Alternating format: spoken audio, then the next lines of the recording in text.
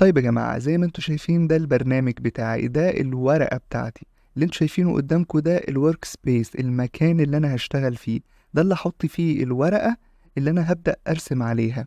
تمام. تمام جدا. طيب البرنامج اللي قدامكم ده هو كليب ستوديو بينت. تمام. في برامج كتير بس هم اغلبهم شبه بعض يعني، فلازم الاول تتعلم برنامج عشان خاطر تقدر تشتغل عليه.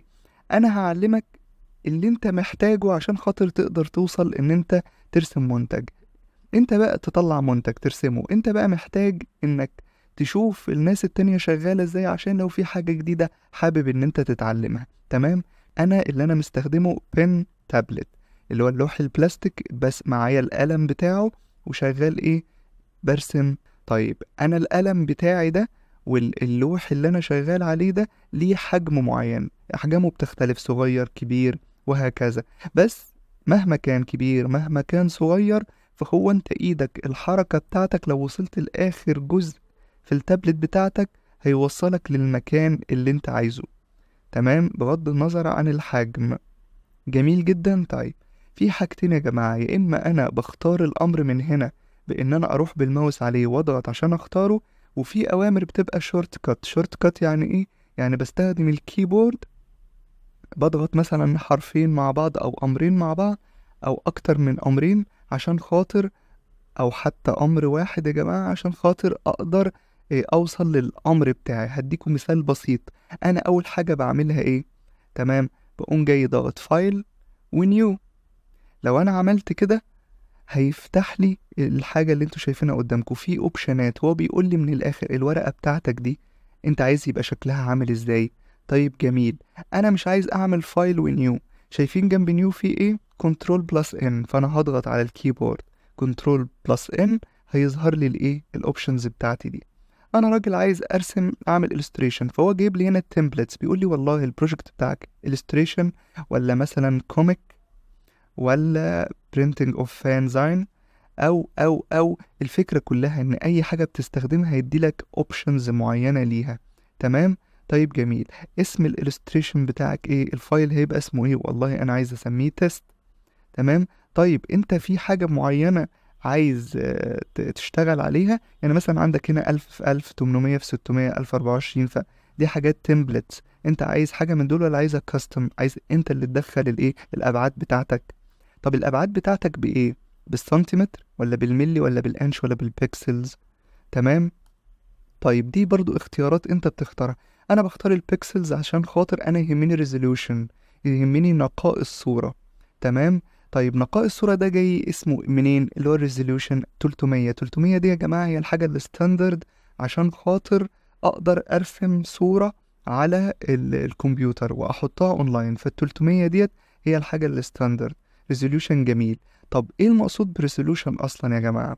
300 دي بيسموها دي بي اي، زي ما حضرتك شفت 300 دي بي اي. دي بي اي دي يا جماعة اللي هي دوتس بير انش، يعني نقط لكل انش. هتحط لي 300 نقطة في كل انش. تعالوا اوريكم شكلها عامل ازاي. شايفين الدوتس دي او المربعات الصغيرة دي؟ هي دي البيكسلز. تمام. طب تخيل معايا حضرتك انا جيت في مربع بتاعي اللي هو 1 انش في 1 انش، هو عامل لي هنا 300 مربع. تمام، 300 مربع، 300 مربع. طب ايه الفكرة في المربعات دي يا جماعة؟ الفكرة حضرتك هنا ان كل ما المربعات دي زادت في الانش الواحد كل ما كان الريزوليوشن يبقى اعلى بكتير. طب انا بالنسبة لي واحد بيرسم رسم بسيط مفهوش تفاصيل كتير. تمام. طيب انا دلوقتي عملت الخط بتاعي ده، لو جيت عملت زوم زوم زوم لسه الدنيا جميلة. طب زوم اكتر، الدنيا ستيل حلوة. والمقصود بالدنيا ستيل حلوة يعني ايه؟ يعني لسه الحواف بتاعتي دي لسه شارب كده. دور، خش خش كمان، زوم زوم زوم زوم اكتر، فجأة ظهر لك ايه بقى يا جماعة؟ المربعات دي كده اسمها الرسمة مبكسلة. تمام. بس ده عشان انت عملت زوم قوي جدا. تمام. انت لما تيجي ترسم رسمة الناس مش هتعمل الزوم الرهيب ده على الصورة بتاعتك. تمام. يبقى دي فكرة ال DPI. تعالوا نرجع تاني ونكمل مع بعض. النيو بتاعتنا عندنا 6000 و4000. انت بغض النظر بتعمل 4000 في 4 ايه 2 2000 في 2000. انت وعلى حسب الشغل بتاعك. تمام. انا بعملها 6000 4000 لغرض. تمام. انا بحب ارسم صورة كده يبقى العرض بتاعها كبير، بحب ارسم كذا حاجة في نفس المكان. تمام. طيب ايه color دي؟ بيقولك البيزك اكسبريشن color ديت معناها هل انت هتلون، يعني الصفحة البيضاء بتاعتك دي انت هتلون فيها؟ طيب لو هتشتغل جراي بس فهو هيمنعك انت تشتغل غير بالابيض واسود. تمام. فاحنا هنشتغل بالوان. طب ايه البيبر كولر؟ والله بقولك ايه، ابدأ لي الصفحة الاولانية انا بحبها بيضة. واحد تاني يقولك لا غمقها لي شوية، انا بحب ابدأ بالجراي كده عشان لما اجي الون عينيا ايه ما تتزاولش. تمام. فاحنا هنبدأ بايه بالابيض وهقول اوكي. جميل جدا. طيب اوكي كمان هيفتح لي الكانفاس. الكانفاس دي يا جماعه اللي هي الورقه البيضاء. وده فيه مسكونسبشن عند الناس لما تيجي تقول لهم، يعني سوء فهم او سوء مفهوم، لما تيجي تقول لهم انا برسم رسم ديجيتال، هو فاكر ان انت معاك صوره وانت بتعدل عليها مثلا. لا يا جماعه، انت معاك قلم وورقه بيضاء زي الفل وبتبدا ترسم. تمام. تمام. ايه اهم حاجه او اهم الحاجات اللي احنا لازم نعرفها بدايه كده؟ البراشز بتاعتي. البراشز يا جماعه اللي هو القلم بتاعي. انا لما باجي استخدم اقلام في تراديشنال، والله عندي قلم رصاص، انا والله التكستشر ده هو مديلي الاحساس بتاع القلم الرصاص. واحد تاني يقول لك لا انا عايز برسم بالماركرز. تمام. الماركرز بتاعتي عايز اعمل ايه شغل ماركرز، فهو والله مديك شوية احساس ان دي ماركرز. تمام. ممكن تشتغل بيها. جميل. ادي مثلا احساس الايه الماركرز. في واحد تاني يقولك لا يا عم انا عايز اشتغل بفرش كبيرة كده. تمام. عايز فرش حلوة كده.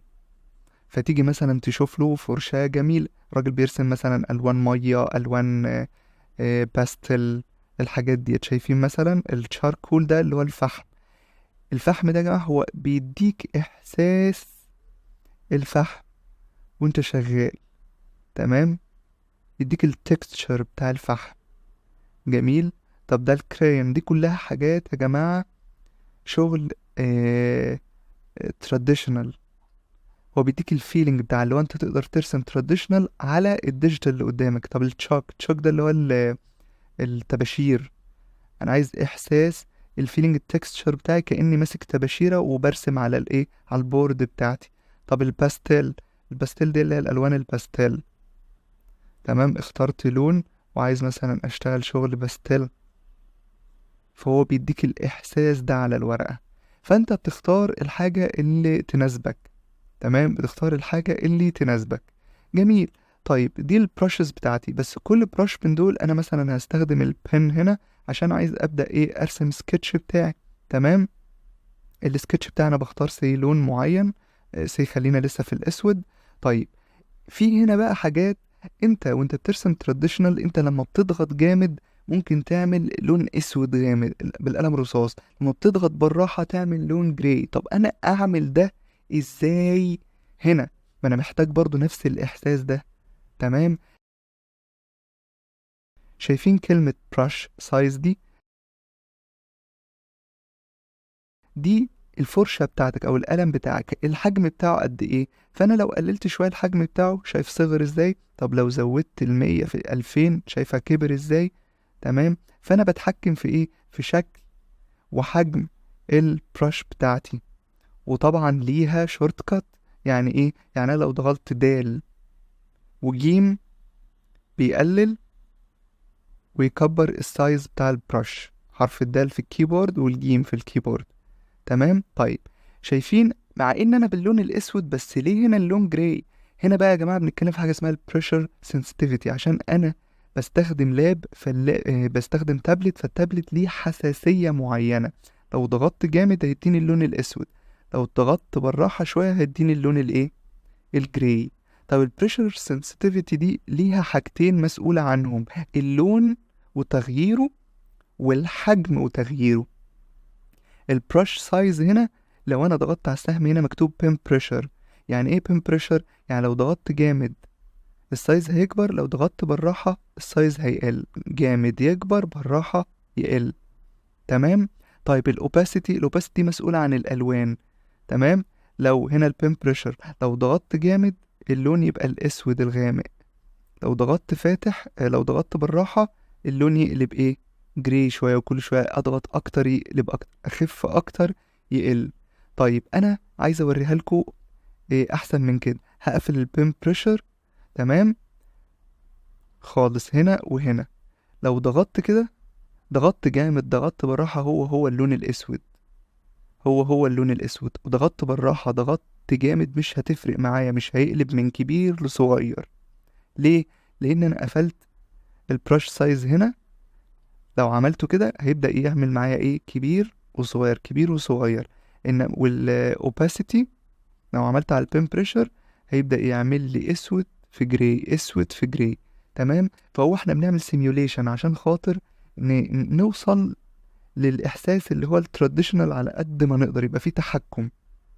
الحاجات دي كلها مش مهمة، بس الاستابيلايزيشن ديت مهمة. في فكرة ايه؟ انا عايز ارسم سكتش مبدئي، فبحاول ابقى لوس على قد ما اقدر، اللي هو عايز بسرعة ما يبقاش فيه لاج، اللي هو ارسم دايرة تتعمل معايا دايرة، مش عارفة ايه ارسم انا حابب يبقى لوس. بس ساعات انا مش عايز ابقى لوس، عايز ابقى دقيق جدا، فبزود الاستابيلايزيشن دي مثلا. وشوف لو هعمل خط هنا بيبقى فيه لاج، بس قصاد اللاج ده بيديني خط سموث جدا. تمام. تمام كده يا جماعة. فالاستابلايزيشن دي بتعمل لي لاج شوية، انا نزلت تحت اهو فهو بيلحقني، وعلى اساس ان هو يلحقني بيعمل لي خط ايه؟ سموز زي ما انتوا شايفين. انما لو قللت الاستابلايزيشن مثلا خالص 5 او 6، والله لو مشيت بالراحة كده الخط هيبقى متعرج شوية، مش هقدر اتحكم قوي. تمام. فهو ده بيمنعني من ان الخط يبقى متعرج كده. جميل. فدي البراشز بتاعتي اللي انا بختار منها، ودي البروبرتيز بتاعتها او الخصائص بتاعتها. حلو. طبعا بتختلف من برنامج لبرنامج، بس انا بتكلم دلوقتي على كليب ستوديو بينت. تمام. طيب تعالوا نيجي لحاجة مهمة جدا جدا جدا في رسم الديجيتال ويل لايرز، الطبقات. شايفين يا جماعة الطبقة دي؟ اول واحدة دي بيضة. جميل. الطبقة دي او اللي انتوا شايفينها دي اسمها اللاير بتاعتي. اللاير بتاعتي دي يا جماعة تخيلوها ان انا مثلا لو عملت نيو لاير، بقى عندي الخلفية هنا. اعملوا حسابكم طالما دي فوقيها، يعني اعتبروا ان دي الباك جراوند على طول. ولو حطيت لاير تانية فوق يبقى اللي تحتها واللي تحتها باك جراوند في باك جراوند. جميل. جميل. ازاي؟ انا دلوقتي جيت وحطيت لاير فوق، وقمت جاي كاتب ايه؟ اسمي. كتبت اسمي. طيب انا عايز اسمي ده يبقى شايفين حضراتكم اسمي هنا الخلفية بتاعته بيضة. يعني انا الدايرة اللي انتوا شايفينها شكل العين ده، لو ضغطت عليه هو ايه؟ اخفالي الاسم. ضغطت عليه تاني اظهرهولي، بس الباك جراوند بتاعت البيضة لسه موجودة. جميل. طيب شوفوا بقى حضراتكم الجزئية الجاية دي. لو انا عملت لاير تانية فوق معتز دي، وجيت قمت جاي مستخدم برش معينة، وقمت جاي راسم، عملت ايه؟ لون على كلمة معتز، عشان اللاير دي فوق كلمة معتز، فوق اللاير بتاع معتز، فهو اخفاها لي. اعتبره كأني كتبت اسمي وحطيت فوقيه ورقة حمراء، مش هتقدر تشوف الاسم. تمام. طيب لو انا جيت شديت اللون ده، اللاير دي، ونزلتها تحت ايه؟ معتز، بقى عندي دلوقتي 2 لاير، لاير عليها معتز، والباك جراوند اللي ورا دي يا جماعة ايه؟ بيضة. تمام. طيب هقول لكم على حاجة تانية. انا عندي دلوقتي ال2 لايرز دي، لو عملت لاير تالتة وقمت جاي واخد ايه؟ الخط بتاعي، بس على نفس اللاير قمت جاي كاتب ايه؟ معتز. جميل. جميل. ايه الفرق ما بين الاتنين شكلهم واحد، بس الفرق ايه يا جماعة؟ انا لو جيت استخدمت الاريزر، الاستيكة بتاعتي على اللاير دي، وجيت قلت انا مش عاجبني حرف الام ده، انا همسحه، وجيت عملت كده، راح مسح لي حرف الميم. تمام. وفي نفس الوقت مسح لي اللون الاحمر. ليه يا جماعة؟ لان الاتنين على نفس اللاير، الاتنين على نفس اللاير. جميل قوي. طيب انا عايز هنا لو جيت على معتز وعايز امسح حرف الميم، باجي على اللاير بتاعته، تمام، اللي فيها اسم معتز اهي زي ما انتم شايفين، وجبت الاستيكة ورحت مسح حرف الميم. انا كل اللي عملته دلوقتي مسحت حرف الميم بس، لان كلمة معتز على لاير لوحدها. فدي يا جماعة حاجة اسمها الكونستراكتيف والديستركتيف واي، يعني الهدام والبناء. جميل. الديستركتيف الهدام اللي هو هنا، والكونستراكتيف البناء ان انا بعمل كل لاير لوحدها. طبعا ده في الورك فلو بتاعك وانت شغال هتفرق معاك جدا. طيب هل ده معناه ان انا لو شغال الاتنين دول مع بعض، يعني مثلا لو شغال في لاير واحدة وعايز اغير حرف الميم ده، مش هعرف اغيره كده؟ لا، تعرف تغيره برضه، بس باستخدام حاجة تانية. شايفين اللون اللي انا استخدمته الاحمر الجميل ده؟ هختاره وبرضه هعرفكم تختاروه ازاي. واجي هنا، تمام، سوري، اختاره الاول.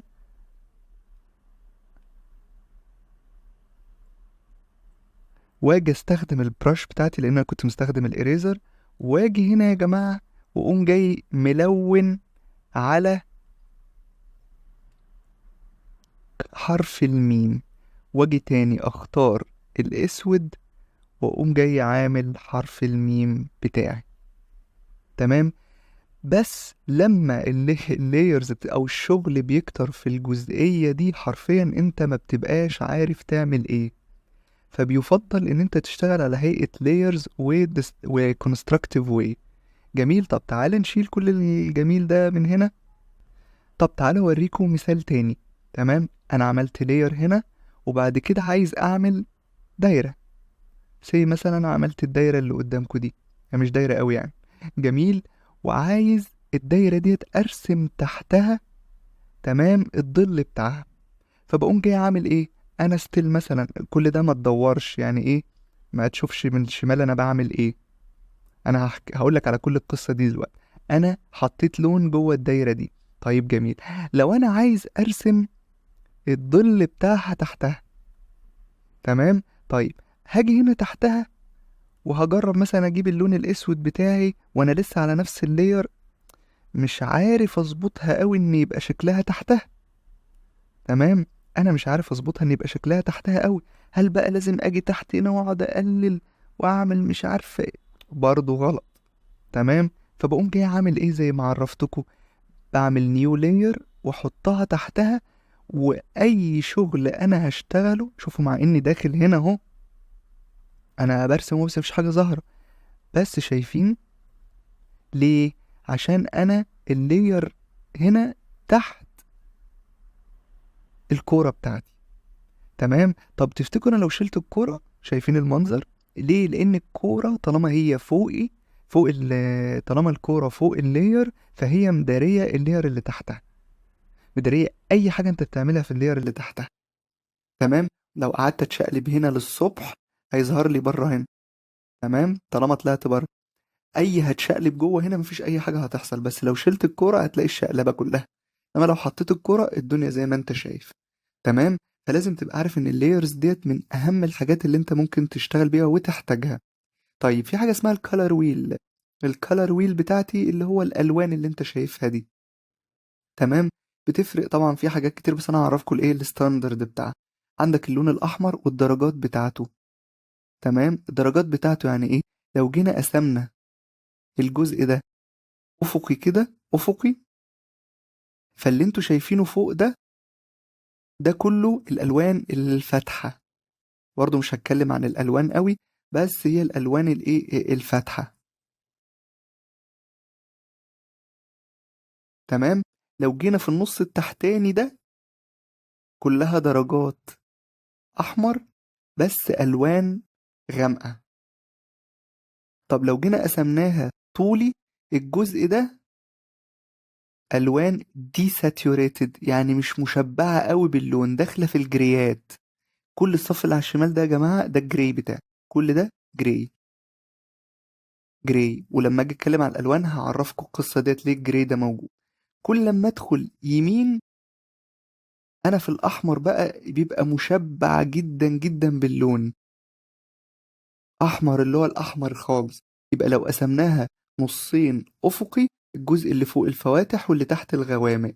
لو قسمناها جزئين رأسي، يبقى الجزء اللي على اليمين الساتوريشن بتاعته عالية مشبع باللون جامد، الجزء اللي على الشمال داخل فيه الايه الجراي.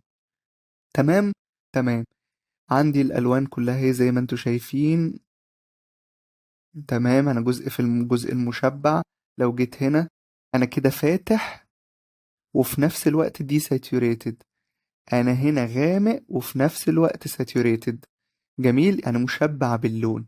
اوعى تفتكر ان انت لما اقولك يلا ارسم لي وحط لي لون احمر فانت تيجي على الاحمر، انت هتحتار. انت عندك دي كلها يعني infinite number، يعني ارقام لا نهائية والوان لا نهائية، درجات لا نهائية في اللون الواحد. طيب تعالوا ناخد مثال بحيث اقدر اشرح لكم فيه التولز اللي على الجنب دي. تمام تمام. انا هختار دلوقتي اللون الاسود بتاعي، واخترت الجزء بتاع البرش، وقلت هرسم سكتش لإيه وش بني آدم مثلا. جميل، طيب أنا رسمه كده إيه كاريكاتيري شوية. تمام، العين بتاعتي، الحواجب، نقطة للمناخير والبق بتاعي. تمام، ونعمل للمعلم إيه شوية شعر فوق كده. طيب شايفين بقى الحاجات اللي طالعة دي أنا مش حاببها. تمام، أنا مش حاببها. فبقوم جايب الإريزر، الأستيكة بتاعتي. والأستيكة بتاعتي هنا يا جماعة يا إما رف، اللي هو لو بس ضغطت كده تعمل لي الإيدجز بتاعتها، الحواف بتاعت المسح بتاعتي قوية، يا إما سوفت، اللي هو لو ضغطت براحة كده تمسحها لي كده إيه سوفت كده تعملها فيد. تمام. طيب اللي أنا بضغط عليه دلوقتي يا جماعة اسمه كنترول وزد أندو، يعني اللي أنا عملته لأ رجعهولي تاني. تمام تمام. طيب أدي الإريزر، أنا عايز أمسح الإيه الخط اللي في النص ده.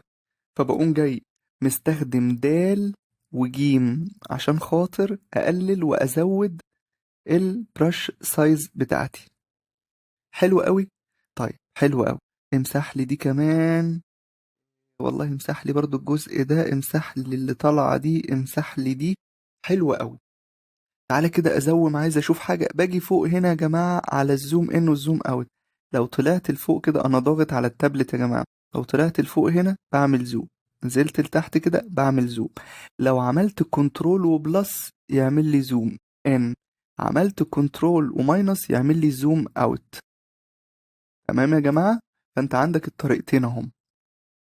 جميل جميل. عملت كنترول وزيرو يرجعها لنفس الوضع اللي كانت عليه كزوم. طيب شايفين اللي تحتها دي موف، الهاند اللي انت شايفها ديت لو انا ضغطت هيحرك لي الورقة نفسها. الورقة نفسها مش اللاير، الورقة. شايفين اللي تحتها دي روتيت، لو ضغطت وعملت كده يعمل لها روتيت كلوك وايز وانتي كلوك وايز، يعني مع عقارب الساعة وعكس عقارب الساعة. جميل. طب عايز ارجعها تاني زي ما كانت. شايفين حضراتكم هنا كده رجعها لي ليه؟ لان الزاوية هنا عملها لي صفر. تمام، نرجع تاني. طيب سيبك من الأداة دي أنا ما بستخدمهاش أصلا. شايفين دي موف لاير، لو أنا عملت حركة الورقة زي ما هي، إنما اللاير نفسها هي اللي بتتحرك. اللاير عليها رسمة البني آدم الجميل ده، وبحركها في أي مكان في الورقة بتاعتي. تمام تمام. طيب أنا اللي انتوا شايفينها ديت يا جماعة مجموعة من السلكشن، بيعمل سلكشن لاريا معينة. تمام، بس اعمل حسابك حاجة، انا واقف على اللاير بتاعتي، فاي سلكشن انا هعمله هيبقى على اللاير بتاعتي. تمام، يعني ايه؟ انا ودان الراجل ده مثلا، زي مثلا ودان الراجل ده بعيدة كده، عايز اقربها شوية، فبقوم جاي اعمل ايه؟ عامل سلكشن حر عليها، واجي على اللي هي دي الموف لاير واقربه شوية هنا زي مثلا يعني. وبعدين بعمل كنترول ودي عشان يخرجني من الامر، كنترول وزد انا رجعت تاني ايه واحدة.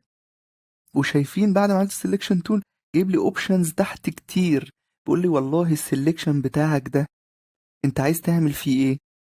انا برضه ما بستخدمش الحاجات دي. تمام، وانت برضه ليك ان انت ايه تدور وتشوف يعني. فانا هعمل كنترول وزد، انا عايز ارجع مش عايز اقرب الودان بتاعته. تمام. طيب في سلكشن تاني على هيئة ريكتانجل، في سيلكشن تاني على هيئة دايرة. تمام تمام. طب هو ليه الدايرة لما جيت اعملها لغت الريكتانجل؟ بسبب البروبرتيز بتاعتي. انا قلت له اعمل لي بس نيو سيلكشن، كل سيلكشن تعمله يبقى نيو. طب يا عم انا عايز اخد حاجة كمان معاها، اعمل لي اد، هياخد لك الاتنين دول مع بعض.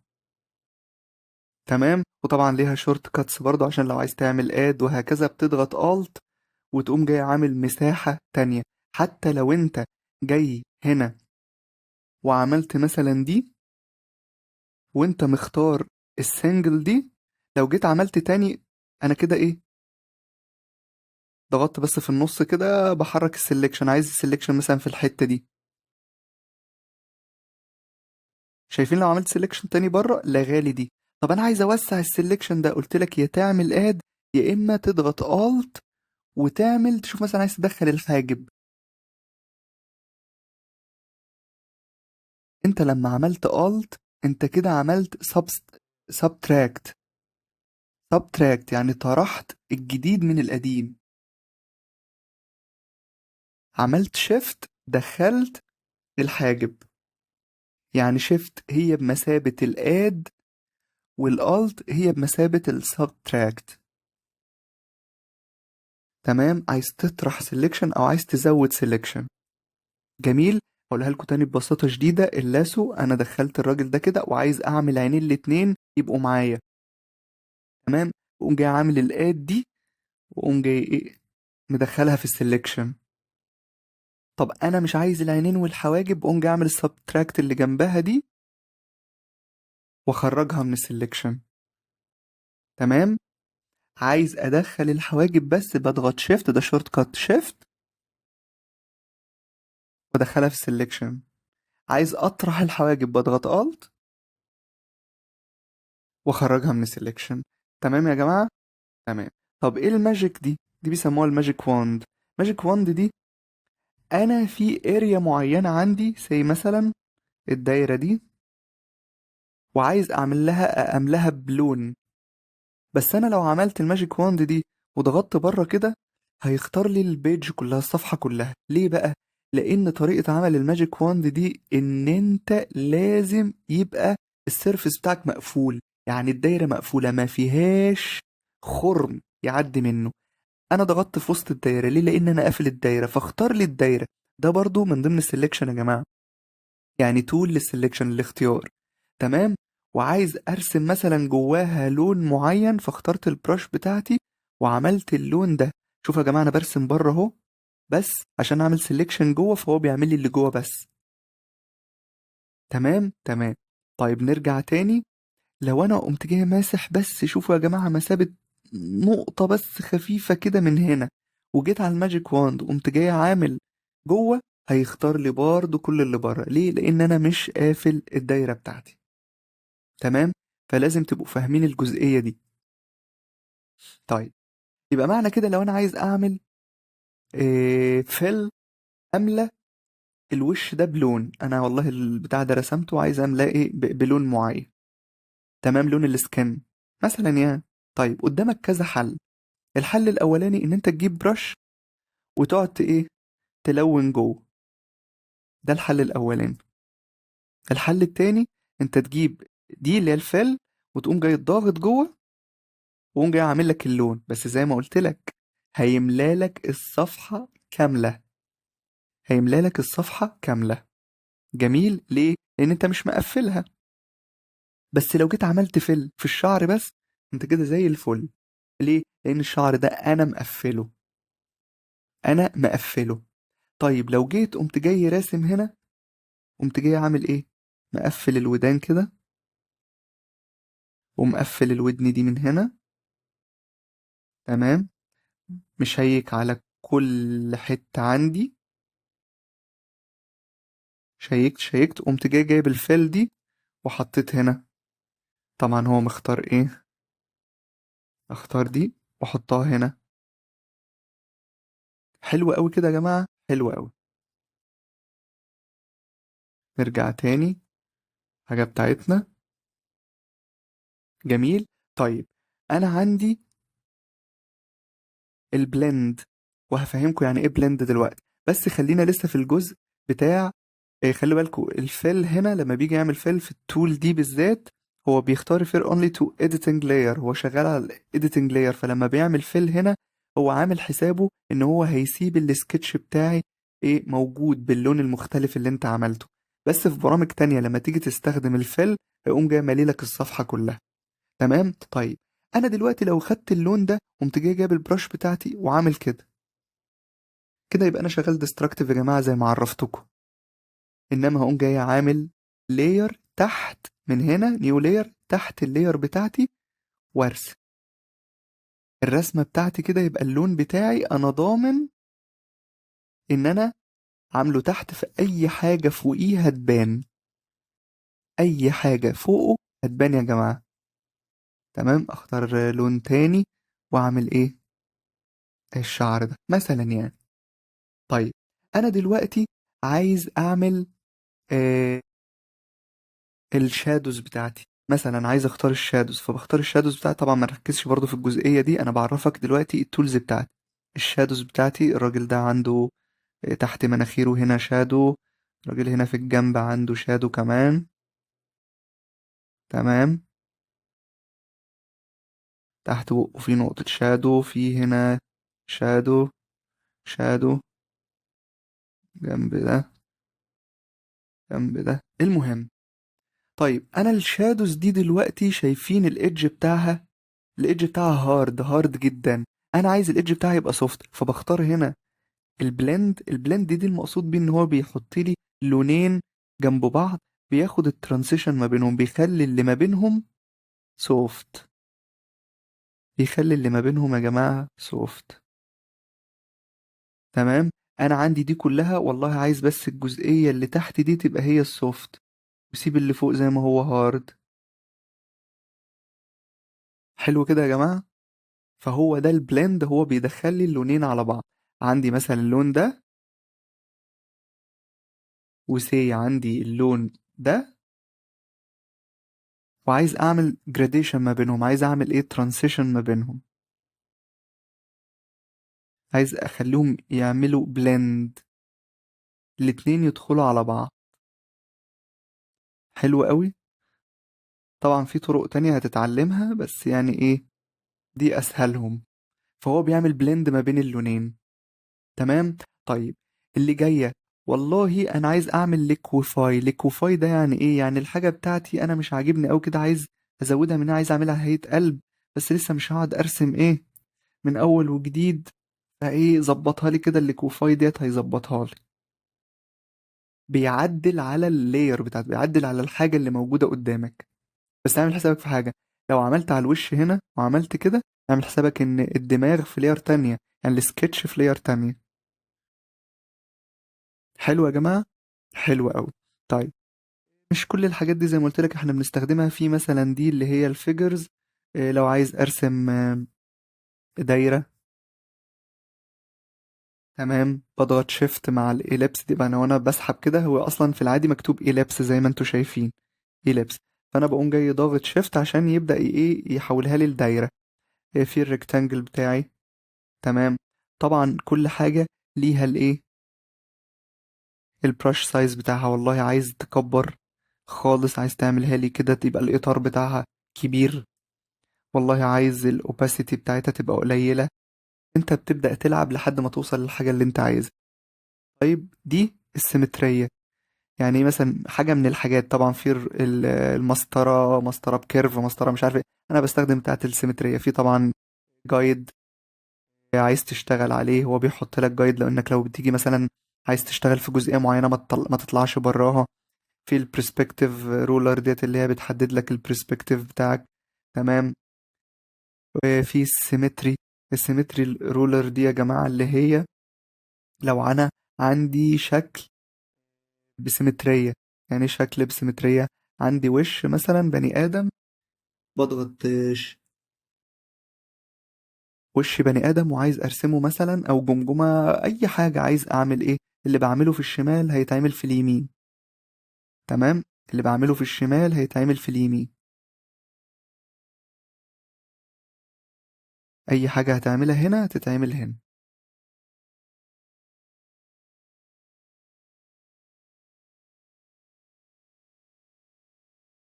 عسل. حلو قوي كده. فهي دي حرفيا كل حاجة يا جماعة. هنا بقى يعني ايه، شوية أوامر كده اللي هو الكويك أكسس، يعني الأوامر دي موجودة أصلا، زي مثلا undo وريدو. undo وريدو. تمام. ترجع وتطلع، ترجع وتطلع. طيب انا اصلا بعمل كنترول وزد، في اوامر تانية عايز تعمل ديليت كات، دي ده كويك اكسس، بدل ما تقعد تدور على الحاجة بتيجي تعملها ايه من هنا. تمام تمام. هنا بقى بيقول لك ايه، الالوان اللي انت شايفها دي، دي لو اخترت الاولاني ده اسود، لو ضغطت على التاني ده حوله لايه، لابيض. بس احنا بنسميها الفور جراوند والباك جراوند. انت عامة كل حاجة هتشتغل عليها هو اللون اللي فوق ده اللي هيتغير، كل حاجة هتشتغل عليها هو اللون اللي فوق ده هو اللي ايه، هو اللي هيتغير. تمام. نشيل السيمتري تول. حرفيا يا جماعة هي دي كل حاجة. يعني انا مش شايف ممكن حاجة تانية ممكن اقولها لك، الا طبعا في حاجات كتير، بس انت مش محتاج حاجة والله. انت مع الوقت تبدأ تشوف تكنيكس مختلفة وبتاع. زي ما قلت لك اهو، انا رسمت وش بني ادم. تمام.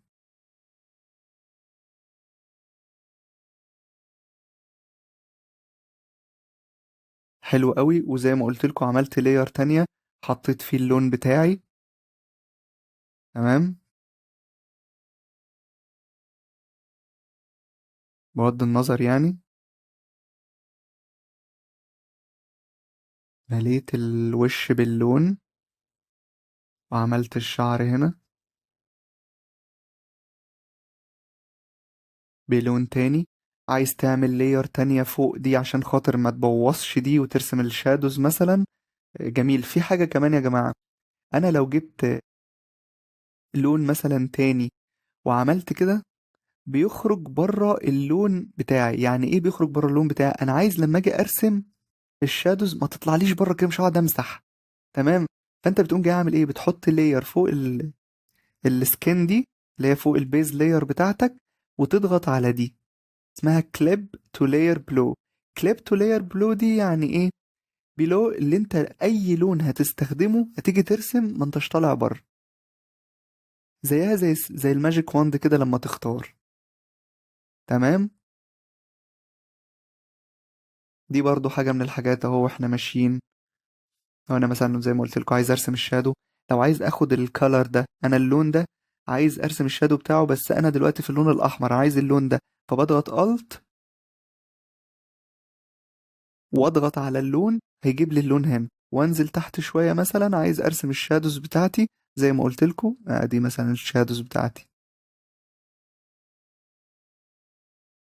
تمام تمام. بس يا جماعة هي القصة كلها في كده. أنا يعني مش شايف أي حاجة، أنت مهما كان الموضوع complicated، مهما كان مش عارفة إيه، هو أنت برضه هي الحاجات دي هي اللي بتستخدمها. فده حرفيا ده ممكن أقدر أعتبره الفول جايد بتاع كليب ستوديو بينت. تمام. أنا تقريبا عرفتك كل حاجة. طبعا زي ما أنت شايف في حاجات كتير أوي ممكن تستخدمها وأنت شغال، بس دي كلها تكنيكس كده معينة. لو أنت بترسم حاجة سيمبل، لا الدنيا بسيطة وسهلة. تمام. وإن شاء الله هنبدأ مع بعض في حاجة تانية في الفيديو اللي جاي بإذن الله. يلا سلام عليكم.